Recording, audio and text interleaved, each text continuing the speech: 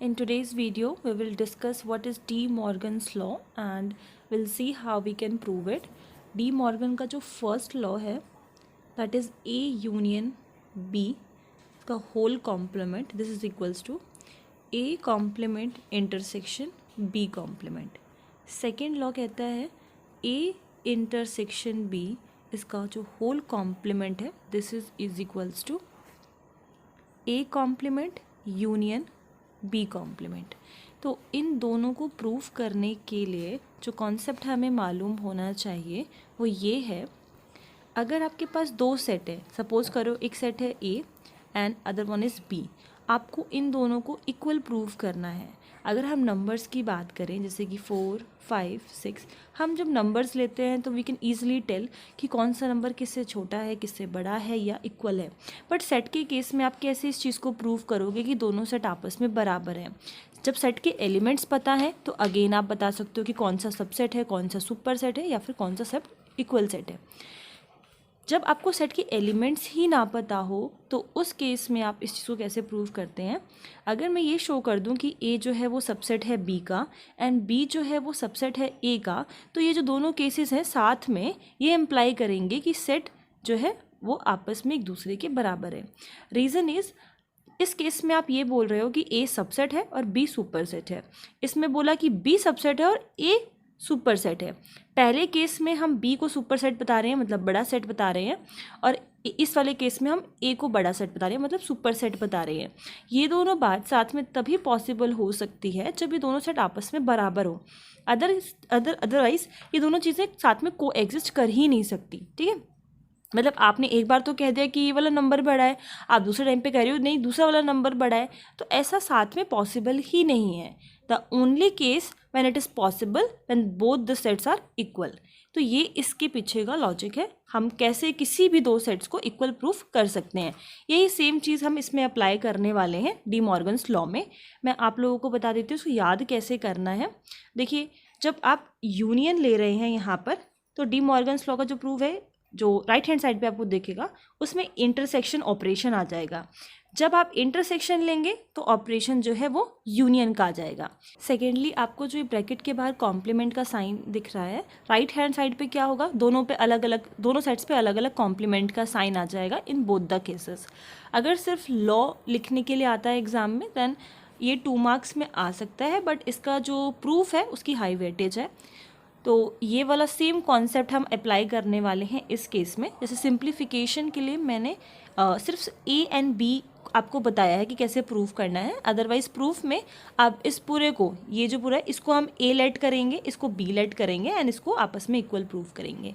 Proof start करने से पहले मैं आपको यूनियन, इंटरसेक्शन एंड कॉम्प्लीमेंट के बारे में बता देती हूँ, जो हम इसी प्रूफ में अप्लाई करेंगे।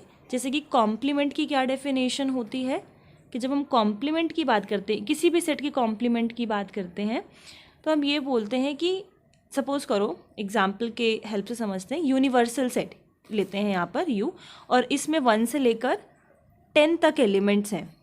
ओके, तो यूनिवर्सल सेट क्या है? एक ऐसा सेट है जिसमें सारे आपको एलिमेंट्स नज़र आएंगे। जिस भी सेट्स के आप यूनिवर्सल सेट बना रहे हो, ये आपका सबसे लार्जेस्ट सेट होता है जिसमें सारे पॉसिबिलिटीज़ या फिर सारे एलिमेंट्स होते हैं। और मैंने ए सेट ले लिया और ए सेट को लेट कर लिया कि इसमें 1 से लेकर 5 तक एलिमेंट्स हैं, और इसी सेट का मुझे अगर कॉम्प्लीमेंट निकालना है, तो कॉम्प्लीमेंट मतलब जस्ट उसका उल्टा, तो आप उसको इस सिंबल, इस डैश से रिप्रेजेंट करोगे। अगर ए सेट का कॉम्प्लीमेंट निकाल रहे हो तो ए, अगर बी सेट है उसका कॉम्प्लीमेंट निकाल रहे हो तो बी डैश, इस तरीके से। तो अगर इसका क्या हो जाएगा, ए कॉम्प्लीमेंट क्या हो जाएगा, आप 1 से लेकर 5 तक जो एलिमेंट्स हैं उनको नहीं लिख सकते, बाकी के रेस्ट सारे एलिमेंट्स आ जाएंगे इसके कॉम्प्लीमेंट में, मतलब 5 से लेकर 10 तक एलिमेंट्स। जो भी एलिमेंट्स ए में प्रेजेंट होंगे बस वही आपको नहीं लिखने, बाकी यूनिवर्सल सेट के सारे एलिमेंट्स लिखे जाएंगे। एंड इसी तरीके से अगर मैं सेट बी में 5 से लेकर 10 तक एलिमेंट्स ले लूँ या कुछ भी, तो बी कॉम्प्लीमेंट में कौन से एलिमेंट आएंगे, 1 से लेकर 4 तक एलिमेंट्स आ जाएंगे। सॉरी, आप यहाँ पे 5 नहीं इंक्लूड कर सकते क्योंकि 1 से 5 तक तो ऑलरेडी यहाँ पर है, तो 6 से स्टार्ट होंगे इसके एलिमेंट, 6, 7, 8, 9, 10, 6, 7, 8, 9 एंड 10। अगर इसका वेन डायग्राम की बात करें तो ये यूनिवर्सल सेट हो गया, दिस इज सेट ए, तो कॉम्प्लीमेंट में कौन सा वाला रीजन आएगा, ये वाला। मतलब ए के सारे एलिमेंट्स को हटा दो, वो रीजन एक कॉम्प्लीमेंट का होगा। इसी चीज़ को अगर हम ध्यान से समझें तो कोई एलिमेंट अगर ए में है, ए वाले रीजन में है, मतलब x बिलोंग्स टू ए, तो ये वाला जो x एलिमेंट है वो कहाँ कहाँ पर नहीं हो सकता, कभी भी ए कॉम्प्लीमेंट में नहीं हो सकता। सिमिलरली अगर कोई एलिमेंट ए कॉम्प्लीमेंट में है, मतलब y belongs to A complement वाले रीजन में है, तो कभी भी वो एलिमेंट जो है वो ए में बिलोंग नहीं कर सकता। ठीक है, आप वेन डायग्राम की हेल्प से भी इस चीज़ को समझ सकते हो। डेफिनेशन ही यही कहती है कि कभी भी जो कॉम्प्लीमेंट होता है, लाइक ए और ए का जो कॉम्प्लीमेंट है, इनका इंटरसेक्शन, इंटरसेक्शन मतलब कॉमन एलिमेंट्स, तो इनमें कुछ भी कॉमन होता ही नहीं है, तो इनका इंटरसेक्शन 5 के बराबर होता है। तो ये वाला जो चीज़ है कि अगर ए में है तो ए कॉम्प्लीमेंट में नहीं होगा, ए कॉम्प्लीमेंट में है तो ए में नहीं होगा, ये हम अप्लाई करेंगे डी मॉर्गन्स लॉ में। Then we have union. Union मतलब क्या होता है कि जब भी आप जितने भी सेट्स ले रहे हो, सपोज करो ए एंड बी हम सेट ले रहे हैं और ए बी का हमें यूनियन निकालना है, तो हम सारे एलिमेंट्स को लिख देंगे, जो भी एलिमेंट्स ए में है, जो भी एलिमेंट्स बी में है। जैसे कि अगर इसमें 1 2 दो एलिमेंट्स हैं, इसमें है 2 3 एंड 4, तो इसका जो यूनियन होगा उसमें वो सारे एलिमेंट्स आ जाएंगे। इस चीज़ को बोलते हैं हम यूनियन। अगर वेन डायग्राम बनाए, दिस इज यू सेट, ये ए हो गया, दिस इज सेट बी, तो ये सारे एलिमेंट्स, ए के सारे एलिमेंट्स आ जाएंगे और बी के भी सारे एलिमेंट्स आ जाएंगे। इस चीज़ को कहा जाता है यूनियन। आप रिप्रेजेंट कैसे करते हो, जो मैंने ऑपरेशन बीच में बनाया हुआ है दोनों सेट के बीच में, दिस इज यूनियन ऑपरेशन। सो इसको हम कैसे लिख सकते हैं, ए यूनियन बी, ये सेट का नाम हो गया। इसमें एक्स टाइप के एलिमेंट्स होते हैं, और या तो फिर ये जो एक्स एलिमेंट है जो इस यूनियन में बिलोंग कर रहा है, या तो वो ए का एलिमेंट होगा या तो वो बी का एलिमेंट होगा। ये हम इस तरीके से मेंशन करते हैं। जैसे कि अगर हम ए यूनियन बी का आप कोई भी एलिमेंट ले लो, तो या तो वो एलिमेंट जो भी इस वाली सेट से है, या तो वो ए का एलिमेंट है या फिर वो बी का एलिमेंट है। ठीक है, दोनों में से किसी एक में होगा। पॉसिबिलिटी ये भी हो सकती है कि दोनों में प्रेजेंट हो, जैसे कि 2 एलिमेंट आपको दिख रहा है, बाकी 1 जो है ए में है बट बी में नहीं है, बट स्टिल इसके यूनियन में रहेगा। आपको सारे एलिमेंट्स को कंबाइन करके लिख देना है। तो यही सेम चीज़ यहाँ पर मेंशन की गई है और वर्ड के साथ, या तो वो ए में होगा या तो वो बी में होगा, या फिर पॉसिबिलिटी ये भी हो सकती है कि वो दोनों में हो। इंटरसेक्शन जो है बिल्कुल जस्ट इसका अपोजिट है। इंटरसेक्शन में जो हम सिंबल यूज़ करते हैं दैट इज़ इस तरीके से। ठीक है, अब मुझे इन्हीं दोनों सेट का एग्जाम्पल यही सेम ले लेते हैं। इन्हीं दोनों सेट का अगर इंटरसेक्शन निकालना है, तो इंटरसेक्शन मतलब होता है कॉमन एलिमेंट्स, दोनों सेट में जो कॉमन हो, एक ही एलिमेंट जो दोनों सेट में हो। जैसे कि इसमें 2 ऐसा एलिमेंट है जो दोनों सेट में है, तो ये इन दोनों का इंटरसेक्शन कहलाएगा। वेन डायग्राम से आप ऐसे समझ सकते हो, if this is universal set, this is set A, this is set B, तो ये जो कॉमन एलिमेंट वाला पोर्शन है ये होगा इसमें सर। ठीक है, और अगर आप यूनियन की बात करते हो तब ये ए भी आ जाता है पूरा एंड बी भी आ जाता है। ये तो था इंटरसेक्शन। और अगर मैं सेट में की फॉर्म में लिखूं कि ए इंटरसेक्शन बी में एक्स टाइप के एलिमेंट होते हैं और एक्स ए में भी होता है एंड एक्स बी का एलिमेंट भी होता है, तो इन दोनों में आप और एंड का डिफरेंस देख सकते हो। इसमें या वाला केस आ जाता है, एंड में और वाला केस आ जाता है, मतलब दोनों में ही प्रेजेंट रहना चाहिए। अगर मैं ये बोल रही हूँ कि x एलिमेंट इनके यूनियन से बिलोंग कर रहा है, दैट मीन्स x ए में भी होगा, ए में होगा या फिर x बी में होगा। बट इसका अगर आप जस्ट अपोजिट बोलो कि x एलिमेंट यूनियन में है ही नहीं, तो आप कैसे लिखोगे, x ए में भी नहीं है, एंड वर्ड आ जाएगा इसमें अब, और x बी में भी नहीं है। हम एंड वर्ड इसलिए लगा रहे हैं क्योंकि अगर मैं और लगा देती हूँ तो किसी और में प्रेजेंट हो सकता है इसका मतलब, बट अगर किसी और में प्रेजेंट होगा तब तो यूनियन में नहीं चला जाएगा। अगर आप ये बोल रहे हो कि यूनियन में है ही नहीं, तब ये ज़रूरी है कि वो ए में भी नहीं है और बी में भी नहीं है, किसी एक में अगर हो जाता तो वो यूनियन में भी आ जाता। तो इस बात का आप लोगों को ध्यान रखना है। ये 3 चीज़ें जो हमें मालूम होनी चाहिए इससे पहले कि हम डी मॉर्गन्स लॉ प्रूव करें। तो अब स्टार्ट करते हैं। ये जो मैंने कॉन्सेप्ट आपको बताया कि आप कोई भी 2 सेट को आप इक्वल कैसे प्रूव कर सकते हो, ये डी मॉर्गन्स के साथ साथ और भी जो थ्योरम्स हैं, किसी भी थ्योरम में जहाँ पर आपको 2 चीज़ों को इक्वल प्रूव करना है, यही सेम कॉन्सेप्ट हर जगह लगेगा। डी मॉर्गन्स में तो है ही, साथ में बाकी जितनी भी थ्योरम्स हम पढ़ेंगे जिसमें कोई भी 2 सेट आपको दे रखे हैं और आपको उनको इक्वल प्रूव करना है, यही सेम कॉन्सेप्ट उसमें आएगा कि सबसेट प्रूव करना है, और दोनों बातों से हम कंबाइन करके ये बोल देंगे कि सेट्स आपस में इक्वल है। प्रूफ स्टार्ट करते हैं।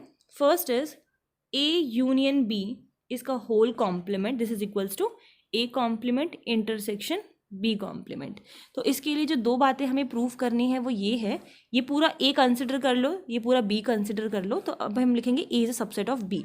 सो ए यूनियन बी इसका whole complement, this is subset of A complement intersection B complement.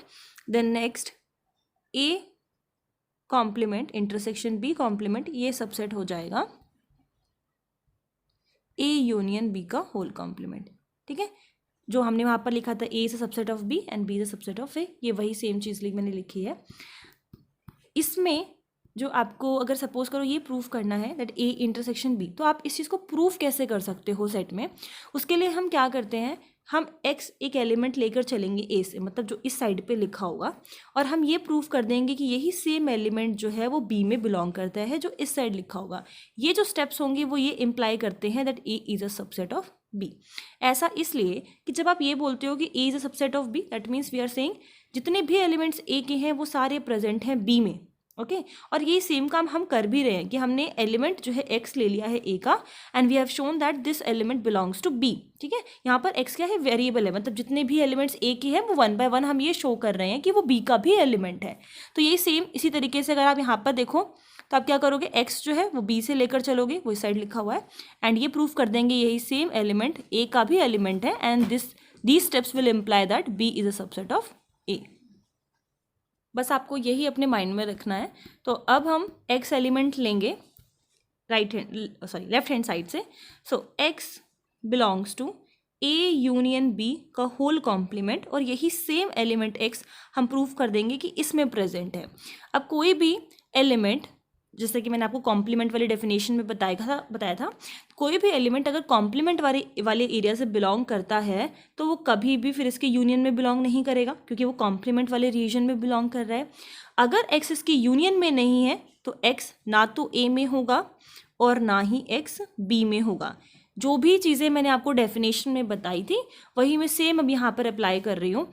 अगर x a में नहीं है तो x इसका मतलब a कॉम्प्लीमेंट वाले रीजन में है, एंड x अगर b में है, इस तरीके से ओके, x अगर b में नहीं है तो इसका मतलब x b के कॉम्प्लीमेंट वाले रीजन में है। अब आप देखो यही सेम एलिमेंट x a के कॉम्प्लीमेंट में भी है और b के कॉम्प्लीमेंट में भी है, तो हम क्या लिख सकते हैं कि x जो है दोनों के फिर इंटरसेक्शन में भी बिलोंग करेगा। ये जो है वो आपका राइट हैंड साइड वाला आ गया जो हमें प्रूफ करना था। हम x का एलिमेंट यहाँ से लेकर चले थे and we have shown that x belongs to a complement intersection b complement, और ये सारे जो स्टेप्स हैं वो क्या इम्प्लाई कर रहे हैं, दिस। ठीक है, इसको आप इक्वेशन नंबर 1 या फिर a लिख सकते हो। सेम काम हम यहाँ पे करेंगे, x एलिमेंट हम लेकर चले यहाँ से a complement intersection b complement. अब यहाँ पर हम क्या प्रूफ कर देंगे, यही x एलिमेंट इसका एलिमेंट है। अब क्योंकि ये इंटरसेक्शन आ गया, इंटरसेक्शन मतलब a कॉम्प्लीमेंट में भी है ये x एलिमेंट और b कॉम्प्लीमेंट में भी है, so x belongs to a complement and x belongs to b complement. अगर कॉम्प्लीमेंट वाले रीजन में है तो कभी a में नहीं होगा, अगर b कॉम्प्लीमेंट में है तो कभी b में नहीं होगा। ये दोनों का ही एलिमेंट नहीं है, दैट मीन्स ये कभी भी इसके यूनियन का एलिमेंट नहीं होगा। अगर ये यूनियन का एलिमेंट नहीं है तो फिर ये इसके कॉम्प्लीमेंट वाले एरिया का एलिमेंट होगा। आपको ये माइंड में रखना है कि आपको ये प्रूफ क्या करना है, मतलब आपको ये एक्स एलिमेंट दिखाना किसका है। जब आपको ये पता रहेगा कि मुझे ए यूनियन बी का होल कॉम्प्लीमेंट चाहिए तो आप वहाँ पे ए यूनियन बी बना देंगे। ठीक है, तो क्योंकि एक्स ए में भी नहीं था बी में भी नहीं था, मतलब यूनियन में नहीं जाएगा। अगर यूनियन में नहीं गया तो ऑफकोर्स इसके कॉम्प्लीमेंट में होगा। तो हम एक्स का एलिमेंट यहाँ से लेकर चले थे एंड वी हैव शोन कि दैट कि कहाँ पे बिलोंग करता है, ए यूनियन बी के होल कॉम्प्लीमेंट में, and these step will imply कि this is a subset of this. आप इसको इक्वेशन नंबर बी मान सकते हैं and we will write from equation number A and B we can say that A union B का whole complement is equals to this. इसी same तरीके से आपको सेकेंड लॉ भी प्रूव करना है। मैं आपको नेक्स्ट थ्योरम किस तरीके से प्रूव करनी है वो बता देती हूँ। Next we have set A union B union C. ये हमें प्रूव करना है, A union B and whole union C. आप देख सकते हो कि ये भी एक तरीके से सेट ए अगर मैं इसको कंसिडर कर लूँ, इसको सेट बी कंसिडर कर लेते हैं, या फिर कोई भी रैंडमली कोई भी सेट अगर मैं इसको कंसिडर करूँ, तो क्या करना है, दोनों सेट्स को इक्वल प्रूव करना है, मतलब वही सेम कॉन्सेप्ट। इसकी जगह पर अगर कोई और भी थ्योरम आ जाती है जिसमें आपको इक्वल प्रूव करना है, तो वही सेम कॉन्सेप्ट हम बार बार अप्लाई करेंगे कि हम एक बार तो ये शो कर देंगे ये इसका सबसेट है, और सेकंड पार्ट में हम ये शो करेंगे ये इसका सबसेट है, और दोनों से हम ये इम्प्लाई कर देंगे दोनों आपस में इक्वल है। तो पहला काम हमारा ये रहेगा that A union B union C, this is subset of A union B whole union C. Second part रहेगा, अपोजिट बोल देंगे, दैट ए यूनियन बी, इसका whole union C, this is subset of A union B union C. मैं आपको इसका मतलब बता देती हूँ पहले कि इसमें डिफरेंस क्या है। देखो, जब ब्रैकेट लग जाता है इसका मतलब ये है कि जब आप यूनियन ले रहे थे तो आपने पहले बी एंड सी सेट का यूनियन पहले लिया है और बाद में ए सेट का यूनियन लिया है, और इस वाले केस में पहले आपने ए यूनियन बी लिया था, फिर आपने बाद में यूनियन सी किया है। ठीक है, आप आगे पीछे कैसे भी यूनियन ले लो, यूनियन में क्या होता है कि सारे एलिमेंट्स को कंसिडर किया जाता है, सेट के जितने भी एलिमेंट्स हैं सारे आ जाएंगे। तो चाहे आप पहले ए के साथ यूनियन ले रहे हो, बाद में आपने बी को कंसिडर किया, बाद में आपने सी को कंसिडर किया, इट डजेंट मैटर, हमेशा जो एलिमेंट्स आपको लास्ट में मिलेंगे वो इक्वल ही मिलेंगे। ओके, और यही सेम चीज़ हम प्रूव करने जा रहे हैं। आप एग्जाम्पल के थ्रू भी प्रूव कर सकते हो, मतलब बट वो वेरिफिकेशन होगा। जब आप एग्जाम्पल के थ्रू इस चीज़ को प्रूव करते हो तो दैट इज़ वेरिफिकेशन, बट जो अभी हम कर रहे हैं वो एक्चुअल प्रूफ है इस लॉ का। तो ये तो मैंने अभी लिख दिया that A is a subset of B and B is a subset of A. आगे हम क्या करते हैं, जो यहाँ पे साइड लिखा होता है वहाँ से हम एक एलिमेंट लेकर चलते हैं और इसमें शो कर देते हैं। सो एक्स बिलोंग करेगा A union B union C से। अब क्योंकि ब्रैकेट लगा हुआ है तो आप कैसे लिख सकते हो कि ये जो एलिमेंट है, क्योंकि यूनियन की बात हो रही है, तो या तो ये एलिमेंट एक्स ए का एलिमेंट है। अब यूनियन में क्या आ जाता है, और वर्ड इस्तेमाल हो जाता है, एंड वर्ड तो हम तब इस्तेमाल करते हैं जब वो डज नॉट बिलोंग्स टू वाला केस होता है, या फिर ये एलिमेंट एक्स एलिमेंट कहाँ का होगा, बी यूनियन सी का एलिमेंट होगा। ठीक है, इसको हम एज इट इज रहने देते हैं, यहाँ पे इसको ओपन कर लेते हैं, ये था बी यूनियन सी।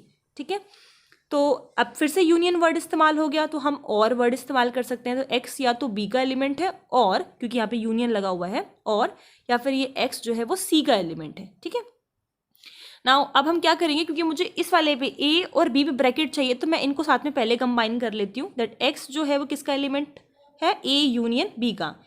आप इसको अपोजिट भी बोल सकते हो, अगर x जो है वो a यूनियन b का एलिमेंट है, तो या तो फिर वो a में होगा या फिर वो b में होगा। ठीक है, तो क्योंकि और वर्ड इस्तेमाल हो रहा है, मतलब या वाला पोर्शन आ गया, और को हम इंटरचेंज कर सकते हैं यूनियन के साथ। सिमिलरली यहाँ पर ये मैंने एज इट इज लिख दिया, x बिलोंग्स टू c। अब दोनों को साथ में मर्ज कर दो, तो x belongs to a union b, और की जगह पर आ गया यूनियन सी। कुछ नहीं करना, बस और की जगह पे आपको यूनियन से चेंज कर देना है, जहाँ पर यूनियन है वापस से और की जगह पे चेंज कर देना है, दैट्स इट। यही सेम आपको इस साइड भी प्रूफ करना है, और दोनों को कंबाइन कर देना है। आप इसको इक्वेशन नंबर ए मान लो, इसको इक्वेशन नंबर बी मान लो। जब आप दोनों को कंबाइन करोगे तो so you can say that कि दोनों सेट आपस में इक्वल है। वेरिफिकेशन आप करके देख सकते हो। यूनियन का एग्जाम्पल तो मैंने आप लोगों को बता ही दिया है। आई होप सेट कैसे इक्वल प्रूफ करते हैं वो आपको समझ में आ गया होगा। Now you can try exercise and thank you.